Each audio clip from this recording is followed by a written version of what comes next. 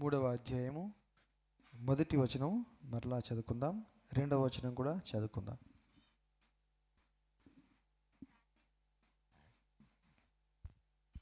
సార్దీసులో ఉన్న సంగపు దూతకి ఎలాగో రాయము, 7 నక్షత్రములను దేవుని 7 ఆత్మలను గలవాడు చెప్పు సంగతులేమనగా, నీ క్రియలను నేను ఎరుగుదును.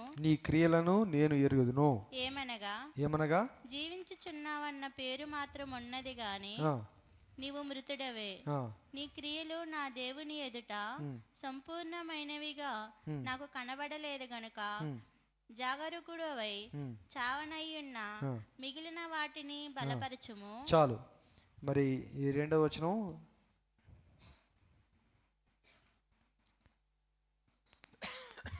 నీ క్రియలు నా దేవుని ఎదుట సంపూర్ణమైనవిగా నాకు కనబడలేదు గనుక జాగరూకుడవై చావనయ్యున్న మిగిలిన వాటిని బలపరచుము. చాలు. సో జస్ట్ లాస్ట్ వీక్ మనము 7 నక్షత్రములు దేవుని 7 ఆత్మలు గలవాడు అనే దాని గురించి కొంచెం మనం జ్ఞాపకం చేసుకున్నాము, కొన్ని మాటలు ధ్యానం చేశాము. ఈరోజు మరి ఇంకా 2 మాటలు మాత్రం ధ్యానం చేద్దాం. నీ క్రియలు నా దేవుని ఎదుట సంపూర్ణమైనవిగా నాకు కనబడలేదు. మొదటి వచనంలో నీ క్రియలను నేను ఎరుగుదును. ఇక మిగతా అన్ని సంఘములను గురించి ఉద్దేశించి మాట్లాడుతున్నప్పుడు జస్ట్ ఈ ఒక్క మాట చెప్తున్నాడు, నీ క్రియలు నాకు తెలుసు, నీ క్రియలు నేను ఎరుగుదును. కానీ ఆ క్రియలు ఏమిటో ఆ వేరువేరుగా వేరే క్రియల గురించి మరి ఎత్తి చూపి, వారి లోపమును ఎత్తి చూపి వారిని హెచ్చరించడం, గద్దించడం, మరి ఒకవేళ మీరు సరి చేసుకుంటే మీకు నేను ఏం చేస్తాను, ఏమి ఇస్తాననే ప్రమాణం, వాగ్దానం ప్రభు చేయడం, ఈ మాటలన్నీ కూడా ఇక్కడ మనము చూస్తూ ఉన్నాం. సరే, నీ క్రియలను నేను ఎరుగును. ఈ సంఘాన్ని ఉద్దేశించి, అనగా సార్దీస్లో ఉన్న సంఘాన్ని ఉద్దేశించి మాట్లాడుతున్నప్పుడు ఏ క్రియల గురించి చెప్తున్నాడు అని మనం ఇక్కడ గమనించినట్లయితే కింద ఏమంటున్నాడు, జీవించుచున్నావు అన్న పేరు మాత్రం ఉన్నది కానీ నీవు మృతుడవే.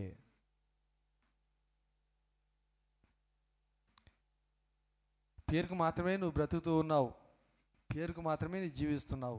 నిజానికి చెప్పాలంటే నీవు బ్రతికి ఉన్నట్టుగా నా దృష్టిలో లేవు, నా దృష్టికి నువ్వు చచ్చిపోయినట్టే అంటున్నాడు.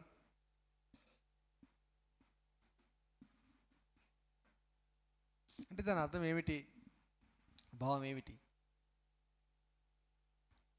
కొంతమంది చూడండి, దేనికి ఉపయోగకరంగా ఉండరు. బ్రతుకున్నారా అంటే బ్రతుకున్నారు, కానీ ఏ పని వాళ్ళ వల్ల అవ్వదు, చేత కాదు. ఎవరికి ఉపయోగకరంగా ఉండరు, ఎవరికి దీవెనకరంగా ఉండరు, ఎవరికి లాభకరంగా ఉండరు.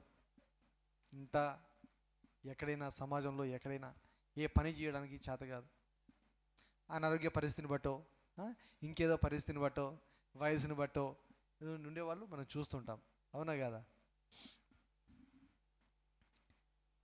జీవించుచున్నావు, పేరుకు మాత్రమే నీవు బ్రతుకుతున్నావు కానీ మృతుడవే. లోకానికి మాత్రం చూస్తే వాళ్ళు బ్రతుకున్న వారే, మంచిగా జీవిస్తున్న వారే, అనేక పనులు చేసుకుంటున్నారు. కానీ దేవుని దృష్టికి ఆత్మ సంబంధముగా, నా దృష్టికి అయితే నీవు మృతుడవే, చనిపోయిన వ్యక్తులతో నువ్వు సమానము అని మరి దేవుడు అంటున్నాడు. దీని భావం ఏంటో కొన్ని మాటలు చూద్దాము, చిన్న ప్రార్థన చేసుకుందాం. దయగల తండ్రి, మీకు స్తోత్రాలు. కొన్ని నిమిషాలు మాతో మాట్లాడండి నాయన, బలపరచండి నాయన, ఉజ్జీవింపజేయండి నాయన, దర్శించండి నాయన, కృపతో నింపండి తండ్రి. యేసయ్య రాజా, వందనాలు, స్తోత్రం.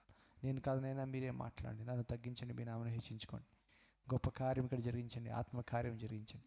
సంఘానికి క్షేమవృద్ధి దయచేయండి. ప్రతి బిడ్డను దర్శించండి, వచ్చిన ప్రతి బిడ్డను జ్ఞాపకం చేసుకోండి, బలపరచండి, ఉజ్జీవింపజేయండి, సమాధానంతో నింపండి, ఆశీర్వాదంతో నింపండి, సాతాను క్రియలు లయపరచండి. ఈరోజు ఉన్నటువంటి మిగతా కార్యక్రమంలో మాకు సహాయం దయచేయండి. చర్చ్ క్లీన్లో సహాయం దయచేయండి, సాయంకాల ప్రేయర్లో సహాయం దయచేయండి, అనేక మంది సహకరించటకు, త్వరపడి వచ్చటకు సహాయం దయచేయండి. ప్రతి కుటుంబాన్ని ఆదరించి ధైర్యపరచండి. మీకే మహిమ చెల్లిస్తున్నాం, సహాయం దయచేయమని, దర్శించమని. మా హృదయాలు తెరవండి, మనోనేతాలు తెరవండి, గూఢమైన సంగతులు బయలుపరచండి. మేము క్షేమాభివృద్ధి పొందుటకు సాయం దయచేసి నడిపించమని, దీవించమని యేసు పరిశుద్ధ నామమున ప్రార్థిస్తున్నాను తండ్రి, ఆమేన్. బైబిల్లో ఒక మాట ఉంది, తిమోతి పత్రికలో ఉంది, 5వ అధ్యాయము, 1 తిమోతి 5వ అధ్యాయం.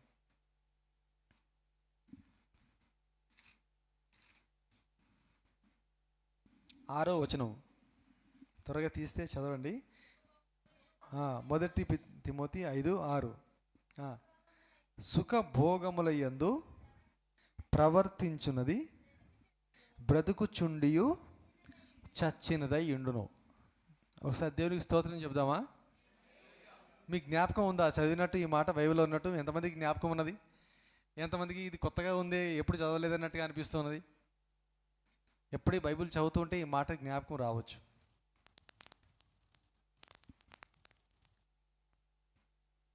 సుఖభోగముల యందు ప్రవర్తించున్నది బ్రతుకుచుండియు చచ్చినదై ఉండును. మనము ప్రకటనలో ఇప్పుడు చదివిన మాట ఏమిటి?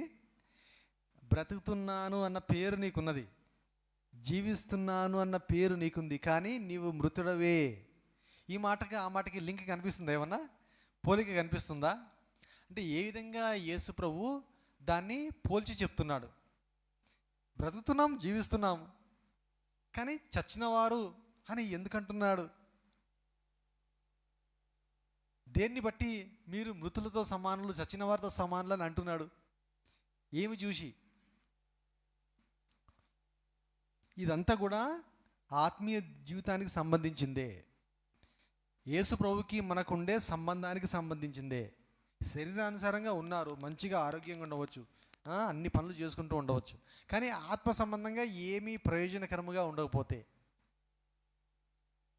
దేవునికి పనికొచ్చే వ్యక్తుల్లాగా ఉండకపోతే, ఇప్పుడు చూడండి, ఈ మాటలన్నీ కూడా ఎవరితో అంటున్నాడు ప్రభు? సంఘముతో అంటున్నాడు, సంఘస్థులతో అంటున్నాడు. ఆ 7 సంఘాలన్నీ కూడా కలిపి ఎవరికి సాదృశ్యము? ఇప్పుడు ప్రపంచంలో చెదిరిన సార్వత్రిక సంఘానికి సాదృశ్యము. హల్లెలూయా.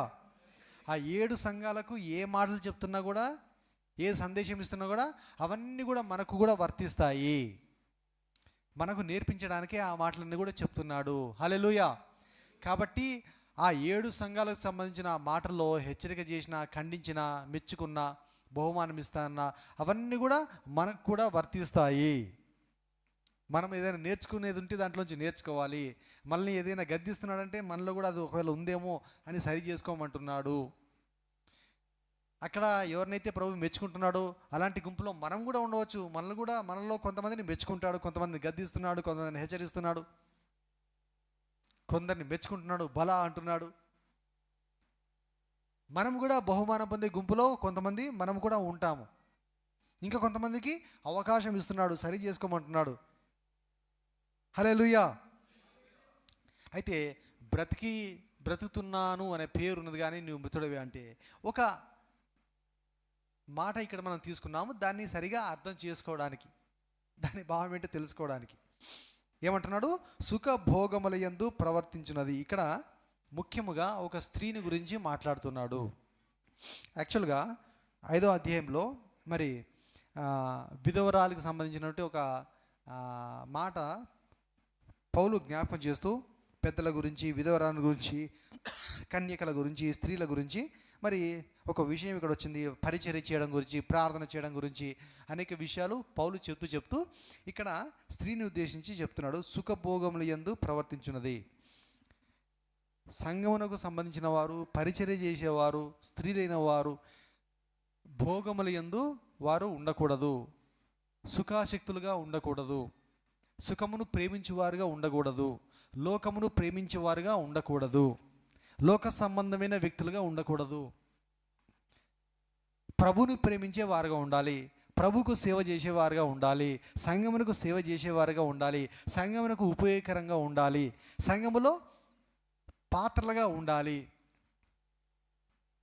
దేవుడు మనకు అప్పగిస్తున్నటువంటి పని ఏదైతుందో దాన్ని మనం నెరవేర్చగలగాలి అనేది దాని యొక్క భావము. హల్లెలూయా. మీరు లోకమునైనను లోకంలో ఉన్న వాటినైనను ప్రేమింపకుడి. ఒకవేళ అలాగ మీరు ప్రేమిస్తే దేవుని ప్రేమ అనగా తండ్రి ప్రేమ మీలో ఉండదు అని జ్ఞాపకం చేస్తున్నాడు. అలాగే ఇప్పుడు యేసు ప్రభువు ఆ సంఘాన్ని ఉద్దేశించి చెప్పిన మాటలు కూడా, సంఘము అనగా మనమందరం కూడా ఎవరమంటే, ఒకప్పుడు దేవుడు ఇశ్రాయేల్ ప్రజలను ఎన్నుకున్నప్పుడు, ఏర్పాటు చేసుకున్నప్పుడు ఏమన్నాడు? ఇశ్రాయేల్ ప్రజలారా, మీ ద్వారా ఈ ప్రపంచానికి నా మహిమను కనపరుచుకుంటాను, నా శక్తిని మీ ద్వారా ప్రజలకు చూపిస్తాను అన్నాడు. హల్లెలూయా. ఇశ్రాయేలులారా, నేను మిమ్మల్ని ఎందుకు ఎన్నుకున్నాను? యాకోబు 12 గోత్రాలు నేను మిమ్మల్ని ఎందుకు ఎన్నుకున్నాను? అబ్రహామా, నేను ఎందుకు పిలిచాను నిన్ను? నేను ఇచ్చే ఆజ్ఞలన్నీ కూడా మీరు పాటించడం ద్వారా ఈ లోకానికి మీరు, ఓహో దేవుడు అంటే ఇలా ఉంటాడు, దేవుని ప్రజలంటే ఇలా ఉంటారు అనేది మీరు లోకానికి చూపించాలని ఒక మాదిరిగా ఉండడానికి ఇశ్రాయేలు ప్రజలను పెట్టాడు దేవుడు. కానీ ఏమైపోయింది? దేవుని ఆశ నిరాశ అయిపోయింది. దేవునికి దుఃఖానికి మరి కారకులు అయిపోయారు. దేవుని బాధ పెట్టారు ఇశ్రాయేలు ప్రజలు. దేవుడు ఎలాగైతే వాళ్ళు ఉండాలని పిలిచాడో అలాగ వారు ఉండలేకపోయారు.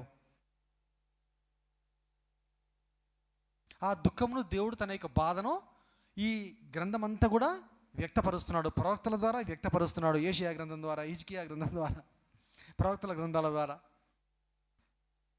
మనం బైబిల్ అంతా కూడా చదివినప్పుడు ఆ దేవుడు తన యొక్క మనసు ఎంతగా నొచ్చుకున్నాడో, బాధపడ్డాడో అది చూపిస్తున్నాడు.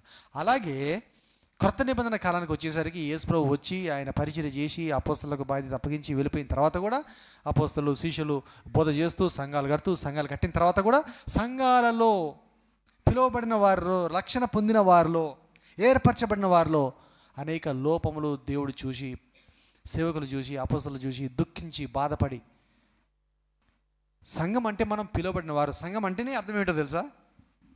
గ్రీక్ పదము ఎక్లీసియా. చెప్పండి, ఏంటి ఎక్లీసియా అనగా? ద సపరేటెడ్ వన్స్, ప్రత్యేకింపబడిన వారు, లేక ఏర్పరచబడిన వారు, ప్రభు చేత పిలువబడిన వారు, క్రీస్తు రక్తంలో కడగబడిన వారు. హల్లెలూయా. మనము లోకస్తుల్లాగా ఉండము. ఎవరైనా మనల్ని చూసినప్పుడు వీరు ఒక ప్రత్యేకమైన వ్యక్తులు, దేవుని బిడ్డలు, దేవుని ప్రేమిస్తారు, దేవుని పని చేస్తారు, లోక సంబంధమైన ఆశలు కానీ అలవాట్లు కానీ ఆ లోక సంబంధమైన ప్రేమ కానీ వీరిలో ఉండదని ఇట్టే చూడగానే తెలిసిపోవాలి. హల్లెలూయా. అది దాని యొక్క భావము. అలాగుంటే లోక సంబంధముగా మనం జీవిస్తున్నట్టుంటే దేవుడు అంటున్నాడు, జీవిస్తున్నావన్న పేరే నీకుంది కానీ నీ లోపలంతా కూడా శరీర కోరిక, శరీర ఆశ, లోకాశ, దేవుని మీద నీకు ఏమాత్రం ప్రేమ లేదు అని దేవుడు గ్రహించినప్పుడు నీవు మృతుడివే అని పిలుస్తున్నాడని అర్థం. అర్థమవుతుంది కదా? ఎంత చక్కగా సారాంశం మనకు ఇక్కడ కనబడుతుంది.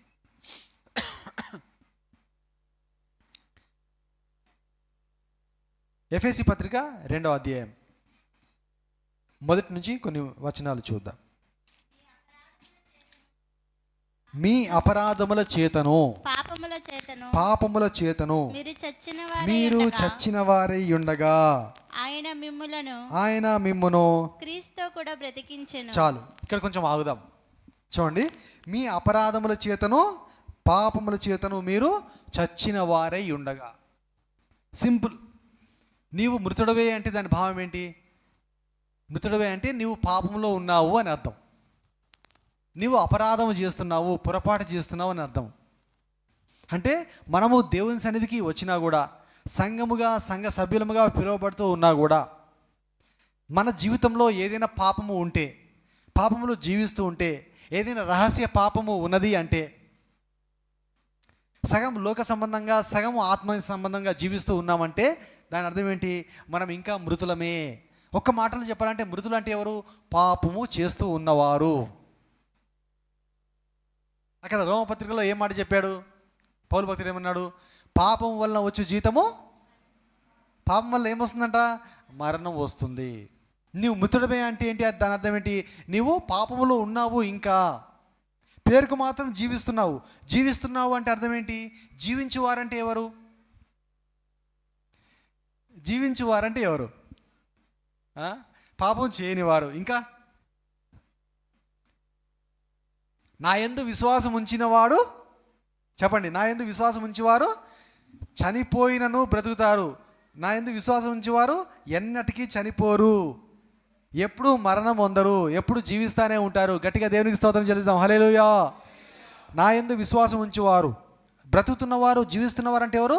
యేసునందు విశ్వాసం ఉంచేవారు, అనగా పాపమును విడిచిపెట్టిన వారు, రక్షణ పొందిన వారు, క్రీస్తు రక్తంలో తమ పాపములు కడిగి వేసుకున్నవారు. హల్లెలూయా. అనగా మనందరం కూడా సంఘము అనే గుంపులో చేర్చబడిన వారము, ప్రత్యేకింపబడిన వారము, యేసు ప్రభు చేత పిలువబడిన వారము. లోకంలో నుంచి మనల్ని మనము ప్రత్యేకపరచుకున్నాము, వేరైపోయాము, లోకం నుంచి వేరే రక్షణ పొందుకున్నాము. అందుకే పేతురు అంటాడు కదా అపోస్తల కార్యముల్లో 2వ అధ్యాయం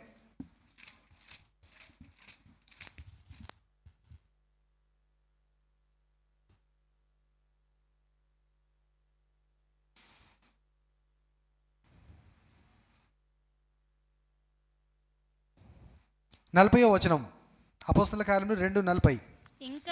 ఇంకను అనేక విధములైన మాటలతో సాక్ష్యం ఇచ్చి మీరు మూర్ఖులకు ఈ తరము వారికి వేరై రక్షణ పొందుడని వారిని హెచ్చరించెను. కాబట్టి అతని వాక్యం అంగీకరించిన వారు బాప్తిజం పొందిరి. ఆ దినమందు ఇంచుమించు 3,000 మంది చేర్చబడిరి. ఒక్కటేసారి 3,000 మంది చేర్చబడ్డారట సంఘానికి. ఎలా సంఘానికి చేర్చబడ్డారు? సంఘానికి చేర్చబడ్డారంటే దాని అర్థం ఏంటి? వారు మూర్ఖులకు ఈ తరం వారిలోంచి వేరైపోయారు, వేరై రక్షణ పొందారు. లోక సంబంధమైన వాటిని విడిచిపెట్టేశారు. లోకానుసారమైన మనసు తొలగించి వేసుకున్నారు, శరీరానుసారమైన మనసు తొలగించి వేసుకున్నారు. ఇక లోకాన్ని ప్రేమించడం మానివేశారు. దేవుణ్ణి ప్రేమించడం, దేవుని సేవించడం, దేవుని పని చేయడం, దేవుని మాటలు ఇతరులకు చెప్పడం, సంఘముగా కలిసి దేవుని ఆరాధించడం, దేవుని స్తుతించడం, పాడడం, కీర్తించడం నేర్చుకున్నారు. అలాంటి గుంపుగా ఉన్నప్పుడే మనం ఆయన్ని ఆరాధించగలుగుతాం, ఆయన స్తుతించగలుగుతాం, ఆయన గురించి పాడగలుగుతాం, ఆయన గురించి మాటలు ఇతరులకు మనం చెప్పగలుగుతాం అనేది దేవుని యొక్క ఉద్దేశం. సంఘముగా మనల్ని ఎందుకు పిలుస్తున్నాడు? తన గుణాతిశయములను ప్రచురపరచడానికి. హల్లెలూయా. మనల్ని ఎందుకు ప్రత్యేకపరచుకున్నాడు? ఆయన గుణాతిశయములను ప్రచురపరచడానికి, ఆయన ప్రత్యేకతలను, ఆయన గొప్పతనాన్ని ప్రకటించడానికి దేవుడు మనల్ని ఈ విధంగా ప్రత్యేకపరచుకున్నాడు. మరి ప్రత్యేకింపబడిన వారే సంఘము, పాప క్షమాపణ పొందిన వారే సంఘము, పరిశుద్ధపరచబడిన వారే సంఘము, లోకం నుంచి వేరైపోయిన వారే సంఘము, మూర్ఖులకు ఈ లోకస్తుల నుంచి వేరుగా ఉన్నవారే మనమే సంఘము. హల్లెలూయా. సంఘము జీవించువారు, క్రీస్తును అనుసరించువారే జీవించువారు, బ్రతుకుతూ ఉన్నవారు, జీవిస్తున్నవారు. మరి ఈ లోక సంబంధమైన వారంతా వాళ్ళు మృతులే అని దాని భావం. చచ్చిన వారితో సమానం. పాప క్షమాపణ పొందని వారు చచ్చిన వారితో సమానము. పాపములో ఇంకా ఎవరైనా జీవిస్తూ ఉంటే, పాపము చేస్తూ ఉంటే చచ్చిన వారితో వారు సమానము అని దేవుని వాక్యం మనకు బయలుపరుస్తుంది, తేటగా చెప్తున్నది. హల్లెలూయా. ఎంత అద్భుతంగా ఉన్నాయి ఒక మాటలు. మరలా అక్కడే ఎఫెసీ పత్రికలో కొంచెం కింద కూడా మరలా చెప్తున్నాడు. 4-5 వచనాలు. పేతురును ఎఫెసీ 2:4-5 వచనాలు.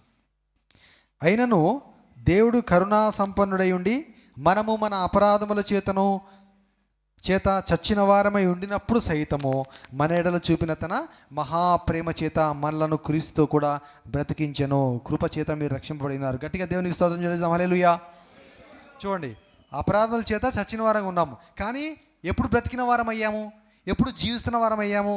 ఆయన తన మహాప్రేమ చేత మనలను క్రీస్తుతో కూడా బ్రతికించెను. తండ్రి మనల్ని క్రీస్తుతో పాటు బ్రతికించెను. హల్లెలూయా. ఎప్పుడైతే యేసుక్రీస్తు ప్రభు చనిపోయి తిరిగి లేచాడో, పరలోకానికి ఆరణమై వెళ్ళిపోయాడు, ఆయన లేచాడు. కానీ మనం ఎప్పుడైతే ఆయన విశ్వాసం ఉంచుతున్నామో ఆయనతో పాటు మనం కూడా బ్రతికిన వారం అయిపోతున్నాము, సజీవుల లెక్కలో చేర్చబడుతున్నాం. ఇప్పుడు బాప్తిజం ద్వారా, యేసు నామమును స్వీకరించడం ద్వారా, పాపంలో ఒప్పుకొనడం ద్వారా, పాత జీవితాన్ని పాత పెట్టడం ద్వారా మనం ఏం చేస్తున్నాము?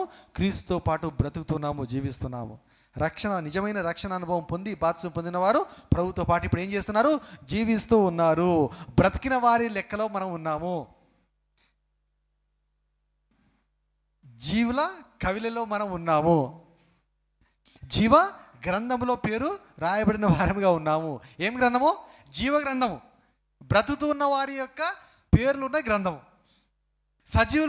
సజీవులని పిలువబడుతున్న వారి పేర్లు ఉన్న గ్రంథము. హల్లెలూయా. ఎంత ఆశ్చర్యం.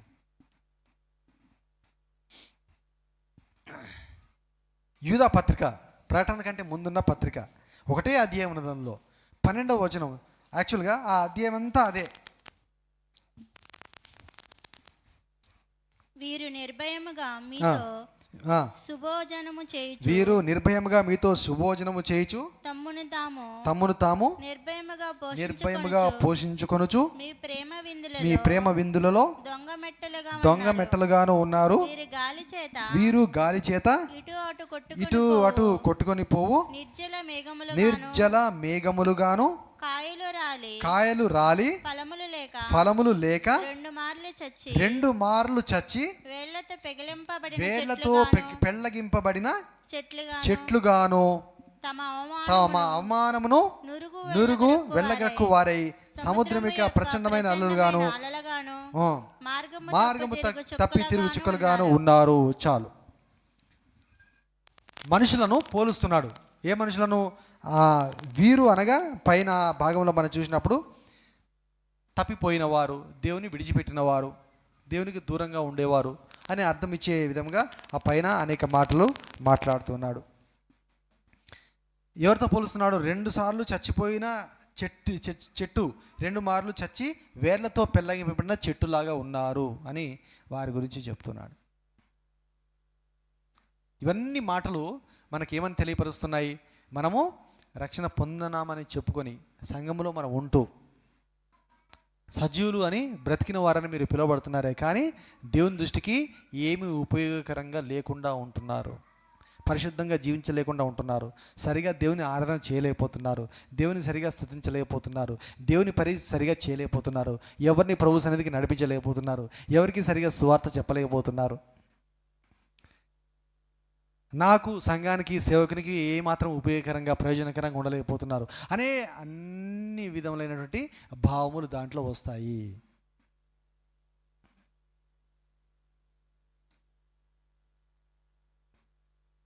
సంఘ సభ్యులుగా ఉన్నవారు ఏదో ఒక విధమైనటువంటి సంఘంలో సంబంధించినటువంటి ఏదైనా పని వారు చేసేవారుగా, ఉపయోగకరంగా, దేవుని దాసుడు చెప్పే పని చేసే విధంగా, ప్రయోజనకరంగా ఉండే వ్యక్తులుగా ఉండాలి.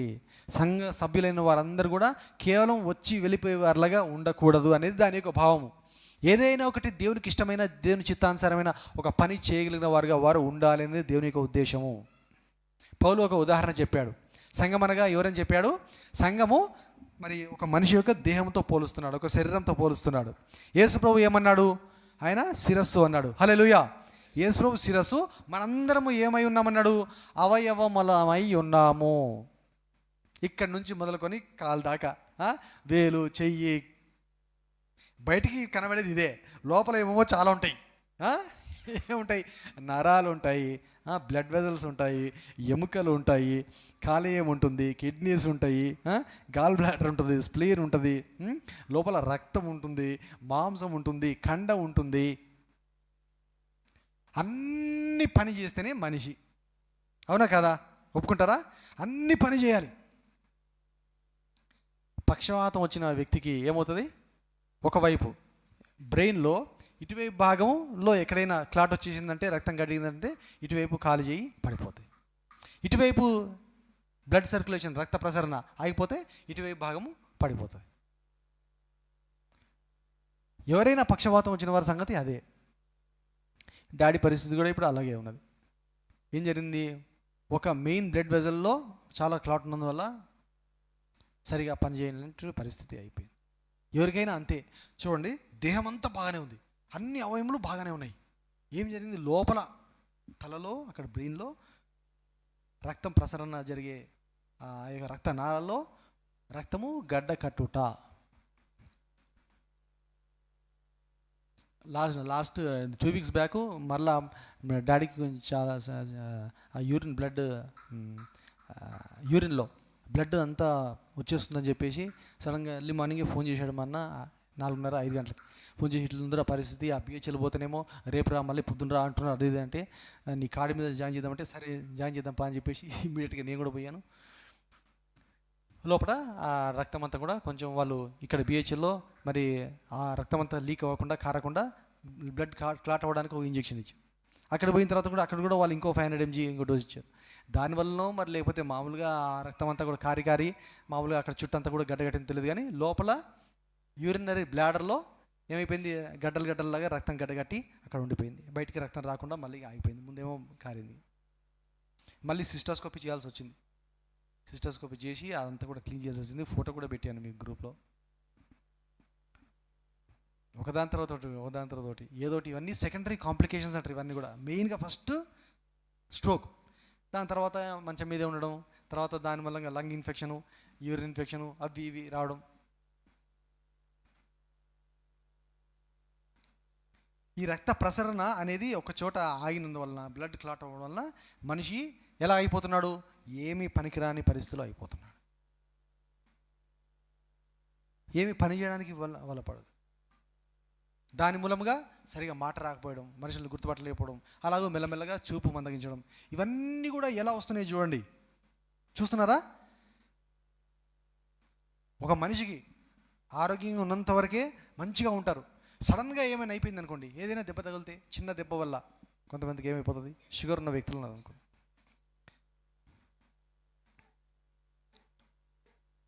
ఆ స్కూటర్, ఇంతకుముందు స్కూటర్స్ ఉండేటివి, స్కూటర్స్, వాటిని కాలుతో ఇట్లా కిక్కు కొట్టాలి గట్టిగా.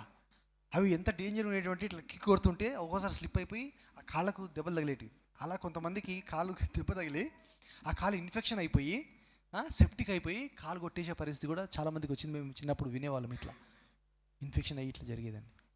మన సోదరుడు పార్వతం వాళ్ళ కొడుకు వెంకటేష్, ఇక్కడ మనం వేసిన ఆ గ్రిల్స్కి ఆయనే పెయింట్ వేస్తూ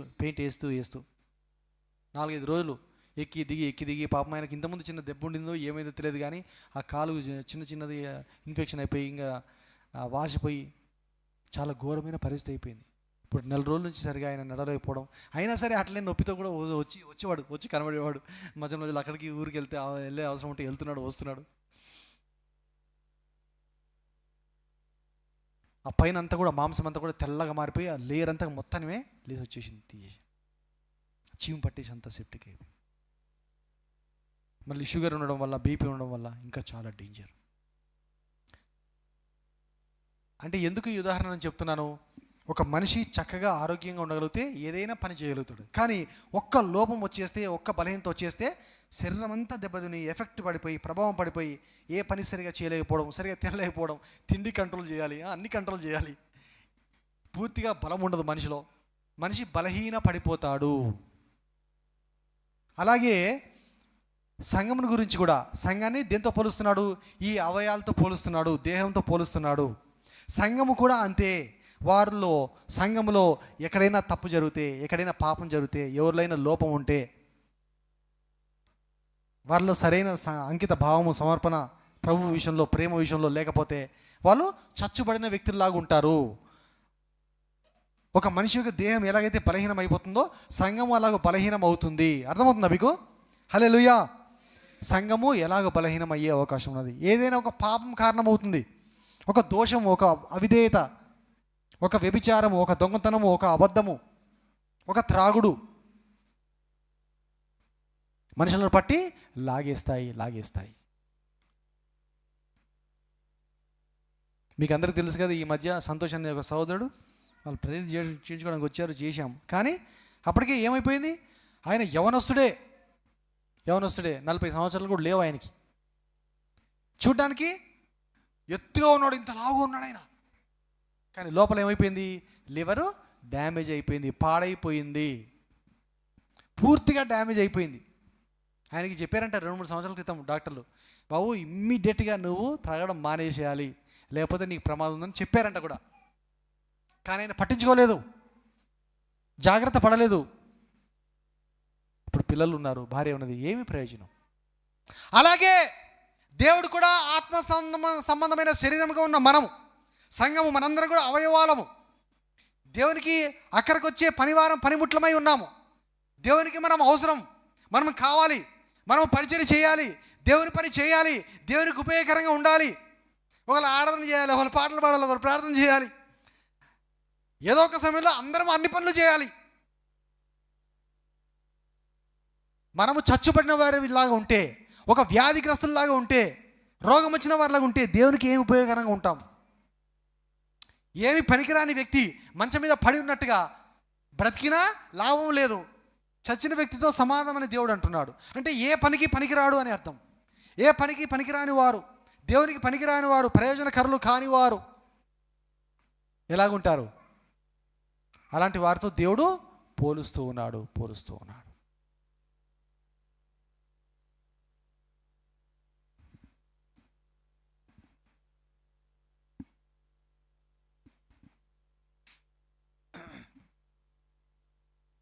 ఆదికాండము 3వ అధ్యాయం.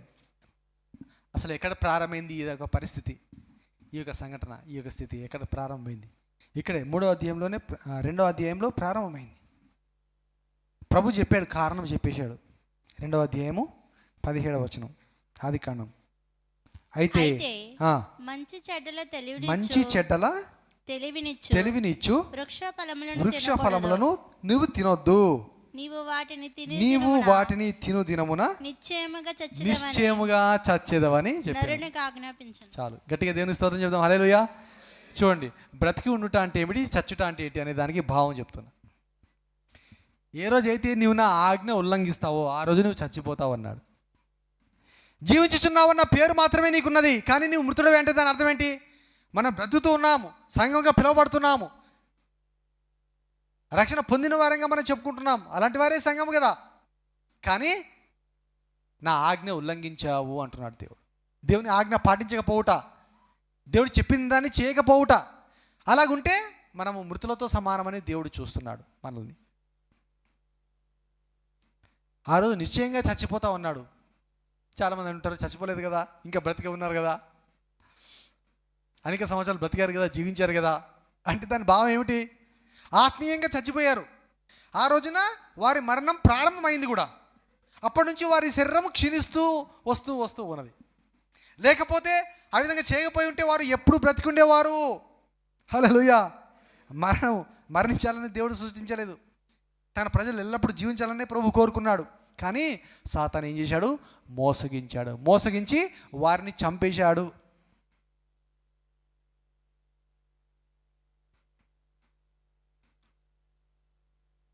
ఎంత చిన్న పరీక్ష దేవుడు పెట్టాడు కదా, ఎంత చిన్న పరీక్ష. మొట్టమొదటి పాపము ఏదో నరహత్య కాదు, ఏదో దొంగతనము కాదు, ఏదో మోసము కాదు, ఏదో అన్యాయం కాదు. అవునా? మొట్టమొదటి పాపం ఏమిటి? ఆజ్ఞ ఉల్లంఘించడమే మొట్టమొదటి పాపం అయిపోయింది. ఆజ్ఞ అతిక్రమమే మొదటి పాపం అయిపోయింది. మనకు యోహాను భక్తుడు చెప్తున్నట్టుగా ఆజ్ఞ అతిక్రమమే పాపము. పాపం అనగా ఏమిటి? ఆజ్ఞ అతిక్రమించుటయే పాపము. అదే పాపం అయిపోయింది.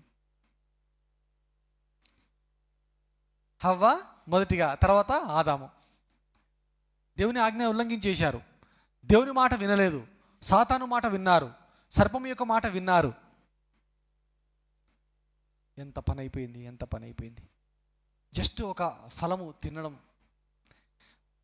అంతకుముందు వారు నగ్నముగా ఉన్నట్టుగా వారికి తెలియదు.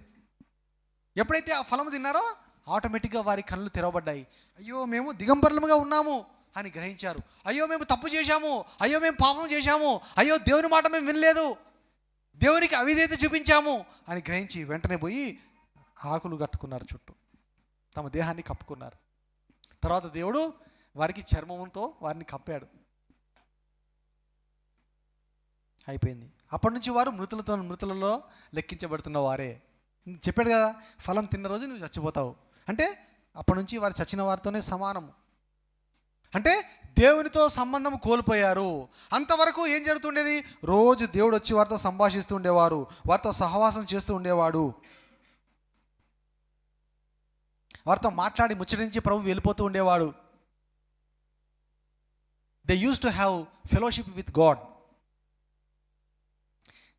Daily they use to spend some time with God. దేవునితో ప్రతిరోజు సమయం గడుపుతున్నారు. దేవుడు వచ్చి వారితో ముచ్చటిస్తున్నాడు, మాట్లాడుతున్నాడు. దేవుడు వారిని సృష్టించడానికి గల కారణం అదే. దేవుడు మనల్ని సృష్టించడానికి గల కారణం అదే. God wants to communicate with us. God wants to speak to us. దేవుడు మనతో మాట్లాడాలని ఆశపడుతున్నాడు, మనం ఆయనతో సంభాషించాలని ఆశపడుతున్నాడు. ఒక ఇద్దరు స్నేహితులు ఎలాగైతే మాట్లాడుకుంటారో, కలిసి ఉంటారో అలా ఉండాలని దేవుడు కోరుతున్నాడు. హల్లెలూయా.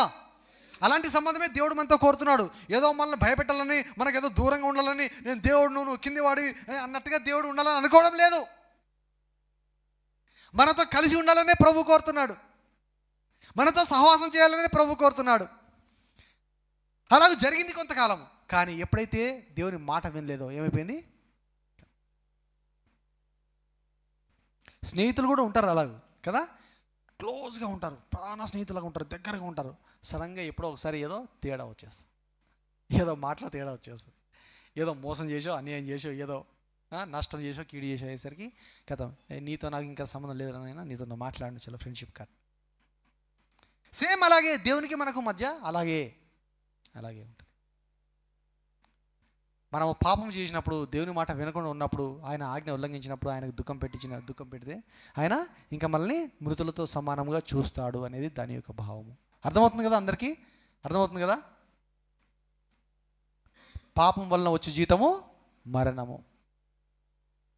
ఒకవేళ ఇంకా ఎవరైనా రక్షణ పొందకుండా పాపంలోనే జీవిస్తూ ఉంటే, క్రీస్తు రక్తంలో మీరు కడగబడకుండా ఉంటే, మీరు మృతులతో సమానంగా పిలువబడుతున్నారు అనేది దాని యొక్క భావం. గమనించాలి.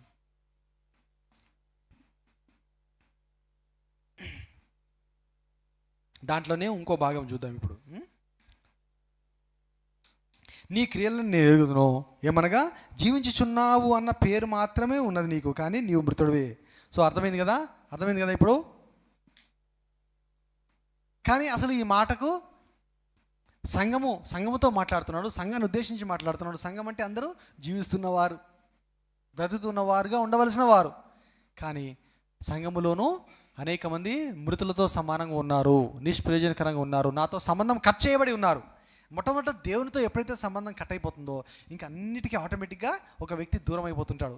ఒక పాట పాడలేడు, దేవుని స్తుతించలేడు, ఆరాధన చేయలేడు, సువార్త చేయలేడు, దేవుని మెప్పించలేడు, దేవునికి ఇష్టంగా ఉండలేడు. మెల్లమెల్లగా దేవునికి దూరం అయిపోతారు. మొట్టమొదట ఏమైపోతుంది? దేవునితో సంబంధం కట్ అయిపోతుంది. ఎప్పుడు సంబంధం కట్ అవుతుంది దేవునితో? ఎప్పుడైతే ఒక పాపము చేస్తారో, ఎప్పుడైతే దేవుని మాట ఉల్లంఘిస్తారో, అప్పుడు పాపం చేయడం ద్వారా దేవునితో సంబంధం కట్ అయిపోతుంది. దేవుడు ఏమైపోతాడు? దూరం అయిపోతాడు. దేవుడు మనకు దూరం అయిపోతాడు. అదే మాట మనం ఇక్కడ కూడా చూస్తాం. ఇక్కడ యెషయా గ్రంథంలో మన ప్రార్థన దేవుడు ఎందుకు వినడు అనే మాట చెప్తూ అక్కడ ఒక మాట అంటాడు. 59వ అధ్యాయం యెషయా గ్రంథం మొదటి నుంచి 1-2 వచనాలు. రక్షింపనేరక ఉండినట్లు యెహోవా హస్తం కూర్చకాలేదు, విననేరక ఉండినట్లు ఆయన చెవులు మందం కాలేదు. మీ దోషములు మీకును మీ దేవునికి అడ్డముగా ఏం అడ్డం వచ్చేసినాయి? దోషములు అడ్డొచ్చేసినాయి. ఇక దేవుని మనం చూడలేకపోతున్నాం, మనం దేవుని దగ్గరికి వెళ్ళలేకపోతున్నాం. ఈ పాపములు అడ్డుపడుతున్నాయి దేవునికి మనకు మధ్య. మీ పాపములు ఆయన ముఖమును మీకు మరుగుపరిచెను. అవును, ఆయన ముఖాన్ని చూడలేకపోతున్నాం కనుక ఆయన ఆలకింపుకున్నాడు. మీ చేతుల రక్తము చేతను, మీ చేతులు రక్తముతోను, మీ వ్రేళ్లు దోషము చేతను అపవిత్రపరచబడి ఉన్నవి. మీ పెదవులు అబద్ధములు ఆడుతూ ఉన్నాయి. మీ నాలుక కీడును గురించి మాట్లాడుతూ ఉన్నది. నీతిని బట్టి ఎవడు సాక్ష్యం పలకడు, సత్యాన్ని బట్టి ఎవడు వ్యాజ్యమాడు. ఇంకా ఇలాగ చెప్తూ పోతున్నాడు. దాని మూలంగా దేవునితో మనకున్న రిలేషన్షిప్ అనేది, సహవాసం అనేది కట్ అయిపోయింది.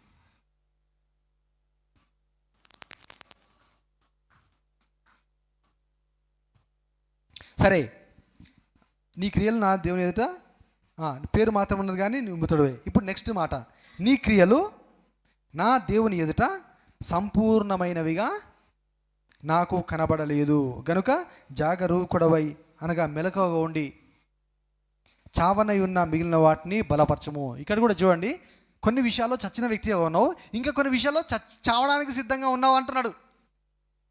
కొన్ని విషయాలు ఉన్నాయి, ఆ విషయాల్లో నువ్వు బ్రతికినట్టుగా ఉన్నావు కొంచెం, కానీ అవి కూడా చావడానికి సిద్ధంగా ఉన్నాయి. కొన్ని విషయాల్లో చనిపోవడానికి సిద్ధంగా ఉన్నావు, వాటిని చావకుండా మరలా బ్రతికించు అంటున్నాడు. అర్థమైంది కదా? చావనై ఉన్న మిగిలిన వాటిని బలపరచము. నువ్వు మెలకగా ఉండు, జాగ్రత్తగా ఉండు. అంటే దేహంలో కొన్ని అవయవాలు చచ్చిపడిపోయాయి, ఇంకా అలాగే ఉంటే మిగతావి కూడా చచ్చిపడిపోయి మొత్తం నువ్వు పూర్తిగా చచ్చిపోయే స్థితికి వచ్చే ప్రమాదం ఉన్నది. కాబట్టి ఏవైతే కొన్ని బాగాలేని అవయవాలు ఉన్నాయో వాటిని బాగు చేసుకో. మిగతా అవయవాలు మరి చెడిపోక ముందే అంటున్నాడు. నీ క్రియలు నా దేవుని ఎదుట సంపూర్ణమైనవిగా కనబడటలేదు. అంటే క్రియలు సంపూర్ణమైనవిగా ఉండాలి అని ప్రభు చెప్తున్నాడు. అసంపూర్ణముగా ఉంటాయి ఏమిటి, సంపూర్ణముగా ఎలాగ మారుతాము, మన క్రియలు సంపూర్ణమైనవిగా ఎలాగ అవుతాయి అనే దానికి సంబంధించి 2-3 మాటలు చదివి తర్వాత క్లోజ్ చేసుకుందాం. ఓకే,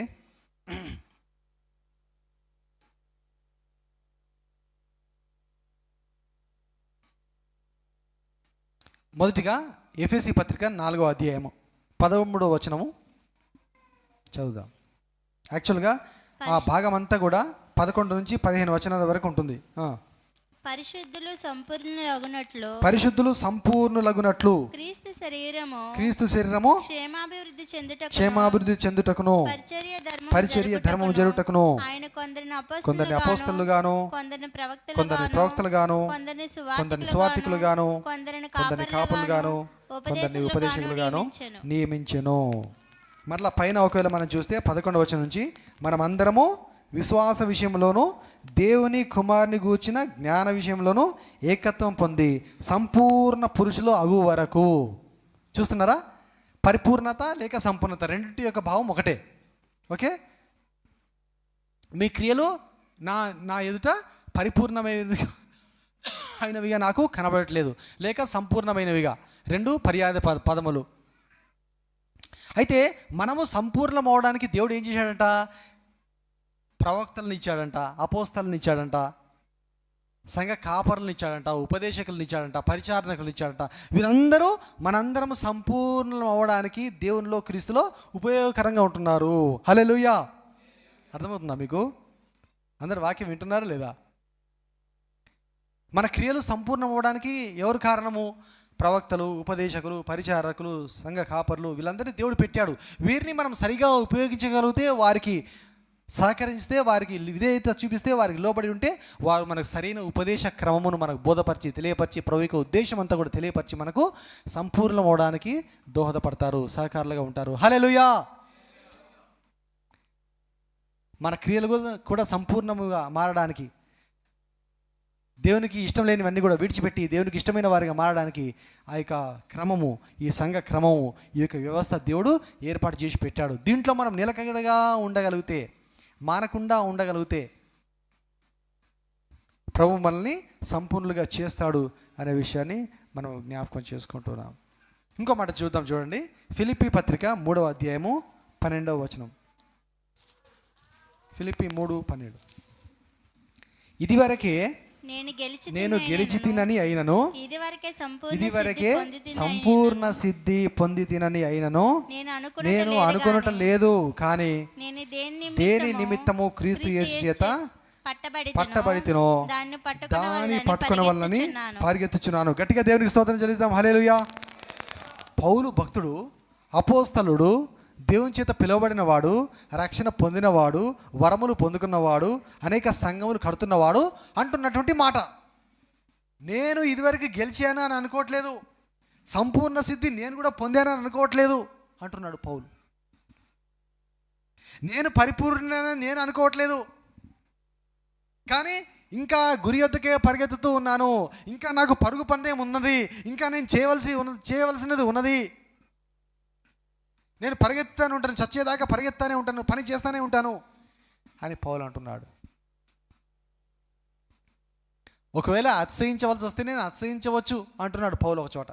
అతిశయించగలను, అతిశయించవచ్చు, కానీ నన్ను నేను అతిశయించుకోను. ప్రభువే అతిశయించాలి, ప్రభువే మెచ్చుకోవాలి. అతిశయించాలంటే చెప్పుకోవడానికి నాకు చాలా ఉన్నాయి, నా శ్రమల గురించి నేను చెప్పుకోవచ్చు అంటాడు పౌలు 2 కొరింథీ 11వ అధ్యాయంలో. నేను చాలా చెప్పుకోవచ్చు, ఎంత కష్టపడ్డాను, ఎంత హింస పొందాను, ఎంత స్వార్థ చేశాను ప్రభు కోసం, ఎంత నల్లగొట్టబడ్డాను, అయినా సరే నేను సంపూర్ణని పిలువబడను. మనము ఎంత సేవ చేస్తున్నాం దేవునికి, ఎంత పని చేస్తున్నాం సంఘంలో, మనం ఎంత పరిచర్య చేస్తున్నాం, ఎంతగా దేవుని మహింపరుస్తున్నాము. నీ స్థితి ఏమిటి? నీ పరిస్థితి ఏమిటి? ఒకసారి పరీక్షించుకుందామా? మహాభక్తుడే నేను సంపూర్ణని చెప్పుకోలేకపోతున్నాడు, చెప్పడం లేదు. నీ పరిస్థితి ఏమిటి? నా పరిస్థితి ఏంటి? మన స్థితి ఏమిటి? ఏ విషయంలో మనం సంపూర్ణత కలిగి ఉన్నాం? ఏ విషయంలో పరిపూర్ణత కలిగి ఉన్నాం? ఇంకా పాపంలోనే వేలాడుతూనే ఉన్నారా? రక్షణ పొందకుండా ఉన్నటువంటి స్థితిలోనే ఇంకా ఉంటున్నారు చాలామంది. సిద్ధపడండి బాప్తిస్మనకు. సమయం కొంచెముగా ఉన్నది. లోకాన్ని విడిచిపెట్టండి, లోక స్నేహము మానండి, లోకపు అలవాట్లు మానండి, చెడుతనము మానండి, దేవుని ఆజ్ఞలు గైకొనేవారిగా మళ్ళీ మనం మార్చుకుందాము, దేవునికి విధేయులుగా ఉండేవారిగా మళ్ళీ మనం మార్చుకుందాము, దేవునితో సంబంధం కలిగి ఉండడానికి ప్రయత్నం చేద్దాము, దేవునితో సహవాసం కలిగి ఉండేవారిగా మళ్ళీ మనము మార్చుకుందాము. హల్లెలూయా. పౌలు అలాగూ తన గురించి తాను చెప్పుకుంటున్నాడు. యాక్చువల్గా సంఘం అంటే ఏమిటి? సంఘం అంటే ఏంటి అనేది ఒక పేరు పెట్టి హెబ్రీ పత్రికలో పిలుస్తున్నాడు. చూడండి, హెబ్రీ పత్రిక 12:23 వచనం. హెబ్రీ పత్రిక 12వ అధ్యాయము 23వ వచనం. పరలోకమందు రాయబడి ఉన్న జ్యేష్ఠుల సంఘమునకును. చూడండి, గమనించండి, పరలోకమందు రాయబడి ఉన్న జ్యేష్ఠుల సంఘము అంటే ఎవరు? వారి ఇక్కడ మహోత్సవం. ఇక్కడ ఇక్కడ కొందరు, ఇంకో సంఘంలో కొందరు, ఇంకో సంఘంలో కొందరు, ఆ దేశంలో సంఘంలో కొందరు, ఈ దేశం సంఘంలో అందరూ, మొత్తం ప్రపంచం అంతటా రక్షణ పొందినవారు, ప్రభుని సేవిస్తున్నవారు, ప్రభుని స్తుతిస్తున్నవారు, ప్రభు మెప్పు పొందుతున్నవారు, ప్రభు పని చేస్తున్నవారు, ప్రభుకి ప్రార్థన చేస్తున్నవారు, ప్రభుతో సహవాసం కలిగి ఉంటున్నవారు, వీరందరూ కలిపి అన్నమాట. వీరందరూ జ్యేష్ఠుల సంఘము, పరలోకంలో రాయబడిన సంఘంలో ఉన్నారు. అలా రాయబడిన గుంపులో నీవు ఉన్నావా? తప్పిపోయి ఉన్నావా? రాయబడిన తర్వాత కూడా అపరాధం చేస్తే, పాపం చేస్తే మరలా దేవునితో సంబంధం కట్ అయిపోయి ఆ జీవ గ్రంథంలోంచి వెలివేయబడే అవకాశం ఉంటుంది. అందుకే ఎప్పటికప్పుడు మనము ఒకవేళ పొరపాటు చేసినా, ఏదైనా తప్పు చేసినా ప్రభువైపు వెంటనే తిరిగి ప్రభుతో సమాధానపడి ప్రభుతో సహవాసం కలిగి ఉంటూ ఉండాలి. హల్లెలూయా. ఈ మరణం ఎప్పుడు ఎవరికి ఎలాగొస్తుందో తెలియదు. చనిపోయే టైంకి మనము ప్రభుతో సంబంధం కలిగి ఉన్న వారముగా ఉండాలి, ప్రభు మెప్పు పొందుతూ ఉన్న వారముగా ఉండాలి.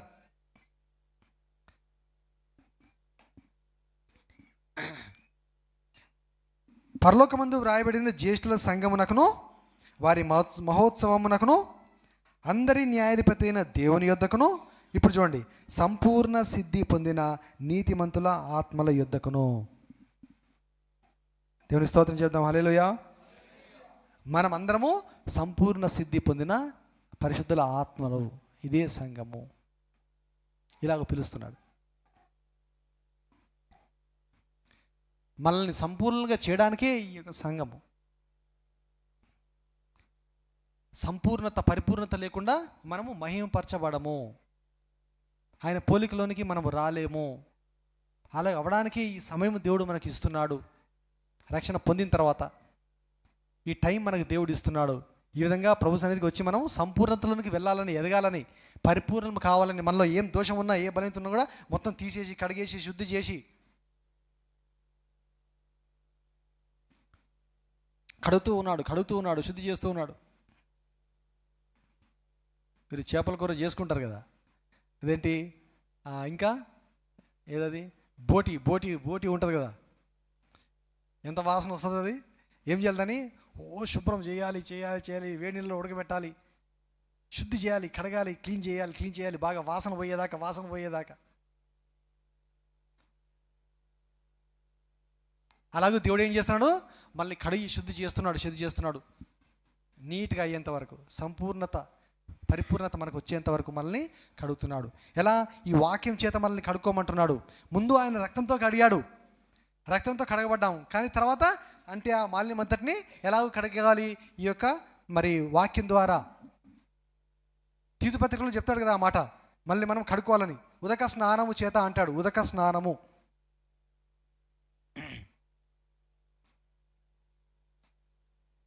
పునర్జన్మ సంబంధమైన స్నానము.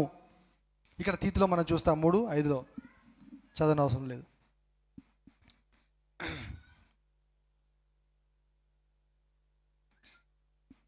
తండ్రిని గురించి యేసుప్రభువు అంటాడు, ఆయన పరిపూర్ణుడు, మన పరలోకపు తండ్రి పరిపూర్ణుడు గనుక మీరు కూడా పరిపూర్ణులుగా ఉండవలెను అంటాడు. మత్తయి సువార్త 5:48 వచనం. రాసుకునేవారు రాసుకోవచ్చు ఈ యొక్క రెఫరెన్సెస్. మత్తయి సువార్త 5వ అధ్యాయము 48వ వచనం. ప్రభు అంటున్నాడు, మీ పరలోకపు తండ్రి పరిపూర్ణుడు, మీ పరలోకపు తండ్రి పరిపూర్ణుడు గనుక మీరును పరిపూర్ణులుగా ఉండేదారు. గట్టిగా దేవునికి స్తోత్రం చేద్దాం. హల్లెలూయా, హల్లెలూయా. మన దేవుడు పరిపూర్ణుడు, మనం కూడా పరిపూర్ణులుగా ఉండాలని ప్రభు కోరుతున్నాడు. అందుకే ఇదంతా కూడా వ్యవస్థ ఏర్పాటు. కానీ చాలా సంఘాల్లో అలా ఉండరు. వస్తారు, ప్రభు సన్నిధికి వస్తారు, పాటలు పాడతారు, ప్రార్థన చేస్తారు, వెళ్ళిపోతారు. పాపంలో జీవిస్తుంటారు, ఇష్టానుసారంగా జీవిస్తుంటారు, అబద్ధములు ఆడుతుంటారు, మోసం చేస్తుంటారు, అన్యాయం చేస్తుంటారు. వాళ్ళు అనుకుంటాం మేము పలానా చర్చి మెంబర్షిప్ కలిగి ఉన్నాము, పలానా చర్చిలో మెంబర్లు మేము, అది ఇది అనుకుంటుంటారు. కానీ ఏమవుతుంది? దేవుని దృష్టికి మృతులే. ఎందుకు? దేవుని ఆజ్ఞ ఉల్లంఘిస్తున్నారు, దేవునితో సంబంధం కట్ చేయబడి ఉన్నారు. దానివల్ల ప్రయోజనం ఉంటుందా? ఏమైనా? మనం ప్రభు సన్నిధికి వస్తూ ఉన్నా కూడా ఇంకా ఏదైనా పాపంలో జీవిస్తే ఏదైనా ప్రయోజనం ఉన్నదా? దేవునితో మనకు సంబంధం ఉన్నదా? లేదు. అందుకే సార్దీస్లో ఉన్న సంఘాన్ని అంటున్నాడు, జీవించుచున్నావన్న పేరు మాత్రం నీకున్నది కానీ నీవు మృతుడవే. కాబట్టి చావనైనా మిగిలిన వాటిని బలపరచు. కొన్ని విషయాల్లో చచ్చిన వ్యక్తిగా ఉన్నావు, కొన్ని విషయాల్లో ఇంకా జీవిస్తున్నట్టుగా ఉన్నావు. ఆ ఒక్క అబద్ధమే నిన్ను పాడు చేస్తుందా? ఒక త్రాగుడే నిన్ను పాడు చేస్తుందా? ఒక్క మోసమే, ఏదో చెడుతనము, ఏదో దురలవాటు, ఏదైనా కక్ష, ఏదైనా భేదము, ఏదైనా కోపము, ఏదైనా పగ, ఏదైనా క్షమించరాని పరిస్థితి,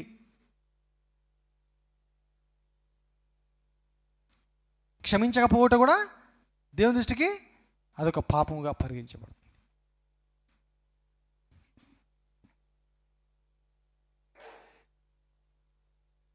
హెబ్రీ పత్రికలో లాస్ట్ చివరి మాట 5వ అధ్యాయము 14వ వచనం. అక్కడ భావం చెప్తున్నాడు, మనకు ఒక అర్థం చెప్తున్నాడు. పరిపూర్ణత అంటే ఏమిటి అనేది, సంపూర్ణత అంటే ఏమిటి అనేది. వయసు వచ్చిన వారు అభ్యాసము చేత మేలు కీడులను వివేచించుటకు సాధకము చేయబడిన జ్ఞానేంద్రియములు కలిగి ఉన్నారు కనుక బలమైన ఆహారం వారికే తగును. వయసు వచ్చిన వారికి బలమైన ఆహారం వయసు వచ్చిన వారు తింటారు. చిన్నపిల్లలు చిన్నగా ఉన్నవారు మా బలమైన ఆహారం తినలేరు, మనకు తెలుసు. అలాగే వయసు వచ్చిన వారంటే ఫుట్ నోట్లో చెప్పాడు ఏమిటో చూసారా? వయసు వచ్చిన వారు అనగా పరిపూర్ణులు లేక సంపూర్ణులు. అంటే క్రీస్తులో దేవునిలో వయసు వచ్చిన వారంగా ఉండాలి, అంటే దేవునిలో ఎదిగిన వారముగా ఉండాలి. క్రీస్తులో పసిపిల్లల్లాగా ఉండొద్దు అంటున్నాడు. పాపం విషయంలో మీరు లోకం విషయంలో పసిపిల్లల్లాగా ఉండండి, కానీ క్రీస్తు విషయంలో ఎదిగిన వారుగా పెద్దల్లాగా ఉండండి అంటున్నాడు. హల్లెలూయా. యేసులో ఎదిగిన వారుగా, ఎదుగుతున్న వారిగా, వయసు వచ్చిన వారిగా, పెద్దవారిగా, బలమైన ఆహారం తీసుకునే వారిగా, లోతైన వాక్యం ధ్యానం చేసేవారిగా, అన్ని సంగతులు వివేచింపగలిగిన వారిగా, సామర్థ్యం కలిగిన వారిగా ఉండండి అంటున్నాడు. హల్లెలూయా.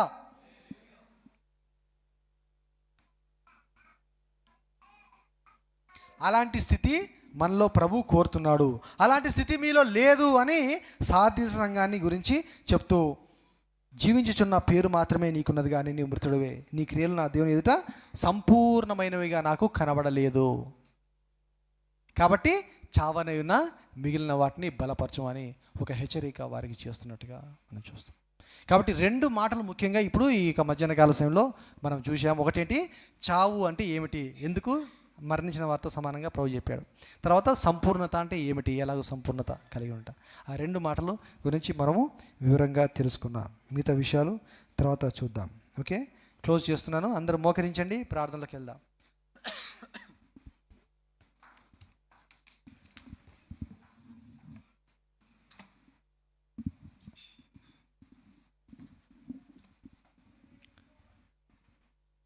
పరీక్ష చేసుకుందాం, మన హృదయాన్ని సరి చేసుకుందాం. ప్రభువా, ఏమైనా చనిపోయిన స్థితిలోనే ఉన్నానా ఆత్మీయంగా? ఇంకేదైనా అవిధేయత నాలో ఉందా? లోబడే స్వభావం నాలో లేదా? సరిచేయనైనా, పరిశుద్ధపరచునైనా, కడుగునైనా, చావునైనా వాటిని బలపరచమంటున్నావు. మమ్మల్ని మేము సరి చేసుకుంటూ సహాయం దయచేయండి. మమ్మల్ని స్వస్థపరచండి, బాగు చేయండి, మా ఆత్మీయ జీవితాన్ని బాగు చేయండి. అందరూ ప్రభువా మేము మీతో సంబంధం కలిగి ఉంటకు, మీతో సహవాసం చేయటకు సహాయం చేయండి, బలపరచండి, వాక్యాన్ని మళ్ళీ ఫలింపచేయండి, ప్రతి ఒక్కరిని సిద్ధపరచండి. అనేకులు బాప్సం పొందవలసినారు, సిద్ధపరచండి, కార్యం జరిగించండి, దీవించండి. మీకే మహిమ చెల్లిస్తూ యేసు నామమున వేడుచున్నాము.